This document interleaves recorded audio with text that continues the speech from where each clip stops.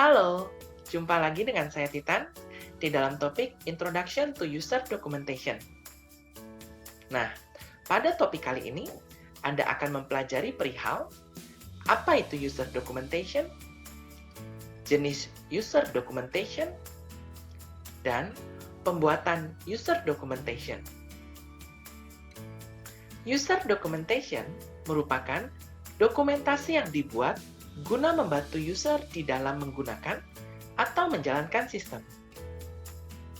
Contoh dari user documentation dapat berupa user manuals, training manuals, dan reference document. User documentation dibedakan menjadi 3 jenis, yaitu 1. Reference document, yang biasa juga disebut sebagai help system. Jadi, bayangkan reference document ini sebagai sebuah panduan help yang Anda akses ketika mengalami kesulitan di dalam menggunakan sistem. 2. Procedure manuals, yang berisikan informasi perihal langkah demi langkah di dalam menjalankan fitur berdasarkan sudut pandang sebagai pengguna atau user yang sedang menyelesaikan pekerjaannya.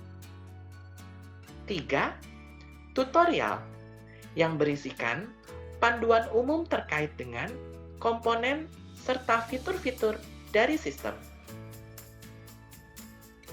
Umumnya, pembuatan user documentation dapat dilakukan sejak proses perancangan user interface atau tampilan layar mulai dikerjakan.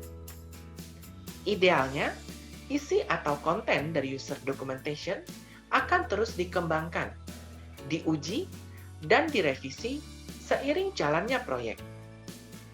Sehingga, proses umum pembuatan user documentation dapat ditunjukkan seperti gambar berikut.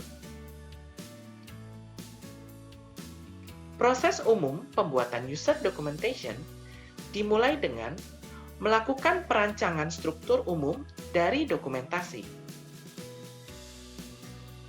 Lalu, diikuti dengan mengisi setiap struktur dokumentasi dengan komponen informasi yang sesuai.